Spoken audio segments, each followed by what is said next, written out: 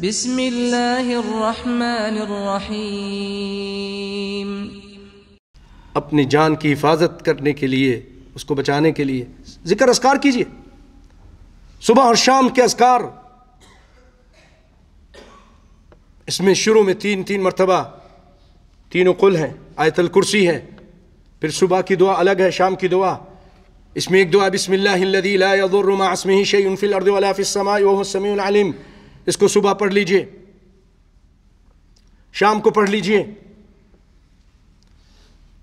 صبح آپ پڑھ لیں گے، شام تک کوئی چیز موت کے علاوہ نقصان نہیں دے گی۔ اگر موت اللہ نے لکھ دی ہے تو وہ تو آئے گی، اس کے علاوہ کوئی چیز نقصان نہیں دے سکتی۔ شام کو پڑھ لیں گے تو صبح تک کوئی چیز نقصان نہیں دے گی۔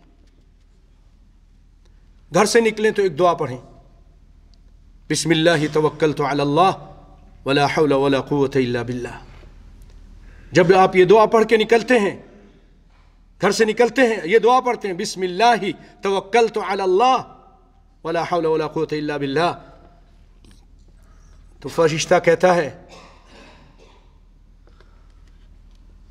کفیت ووقیت وہدیت، کہ تو کافی کر دیا گیا، اللہ تیرے لیے کافی ہے، تیرے ہر مسائل میں، تیرے پریشانیوں میں، ہر چیز میں تیرے لیے اللہ کافی ہے،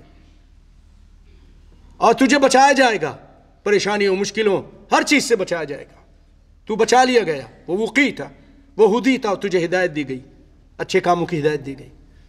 یہ پڑھ کر نکلیے۔ کسی بھی جگہ جا رہے ہیں، مثلا کسی نئی جگہ پہ جا رہے ہیں، نئے شہر میں جا رہے ہیں، مارکیٹ میں جا رہے ہیں، کہیں بھی گئے آپ، تو ایک دعا ہے، آپ صلی اللہ علیہ وسلم نے فرمایا وہ تم پڑھ لو، اعوذ بکلمات اللہ التامات من شر ما خلق۔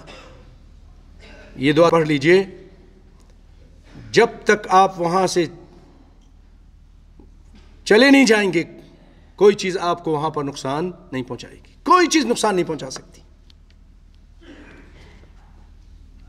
یہ دعائیں ہیں بھائیو۔ اسی طرح ہمارے اسلام نے یہ بھی سکھایا کہ آپ اگر کسی مصیبت زدہ کو دیکھتے ہیں، کسی بیماری میں مبتلا ہے، کسی اور پریشانی میں مبتلا ہے، کسی حادثے کی وجہ سے وہ کسی پریشانی کا شکار ہو گیا، معذوری کا شکار ہو گیا، مالی جسمانی کسی قسم کی پریشانی، تو آپ اس کو دیکھ کر یہ پڑھیں، الحمدللہ الذی عافانی مما ابتلاک بہ وفضلنی علی کثیر ممن خلق تفضیلا۔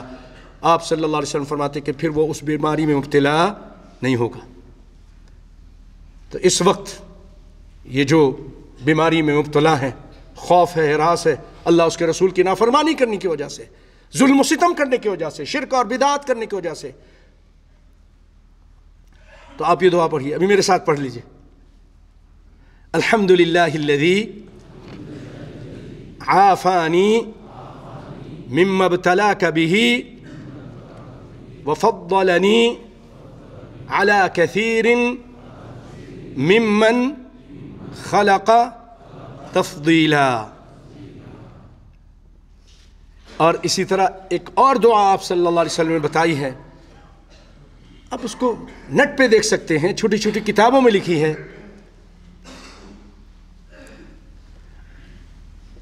وہ دعا ہے اللہم انی اعوذ بک من البرص والجنون والجذام ومن سیء الاسقام۔ اس کا معنی بنتا ہے اے اللہ میں تیری پناہ میں آتا ہوں۔ کس سے پناہ لے رہے ہیں؟ کسی غوث سے نہیں، اللہ سے۔ صرف وہ غوث العظم وہی ہے، اللہ ہے اور کوئی نہیں۔ اللہ فرماتا ہے الیس اللہ بکاف عبدہ، کیا اللہ اپنے بندے کے لیے کافی نہیں؟ جو ادھر ادھر تو ٹھوکریں کھاتا پھرتا ہے، اپنے سر کو اللہ کے بندوں کے سامنے جھکاتا ہے، صرف یہ سر، یہ جبھی میں نے اپنے لیے پیدا کی ہے، میرے بندے میرے سامنے جھکا، اگر کسی کے سامنے جھکایا تو وہ عذاب کروں گا کہ ہمیشہ عذاب کرتا رہوں گا، تجھے جہنم سے کبھی نہیں نکالوں گا۔ مشرک اللہ تعالیٰ اس کو کبھی نہیں معاف کرے گا۔ غیر اللہ کو سجدہ کرنا، ان سے مدد مانگنا شرک ہے۔ نبی صلی اللہ علیہ وسلم سے بڑھ کر کون ہو سکتا ہے اس کائنات میں؟ آپ اللہ سے پناہ مانگا کرتے تھے، آپ فرماتے تھے، خود یہ دعائیں پڑھتے تھے، اعوذ بکلمات اللہ التامات من شر ما خلق، آپ اللہ سے دعا مانگا کرتے تھے. اپنے نواسوں کو حسن حسین کو جب دم کیا کرتے تھے فرماتے تھے اعیذکما، میں تم کو پناہ میں دیتا ہوں، اللہ کے پناہ میں دیتا ہوں.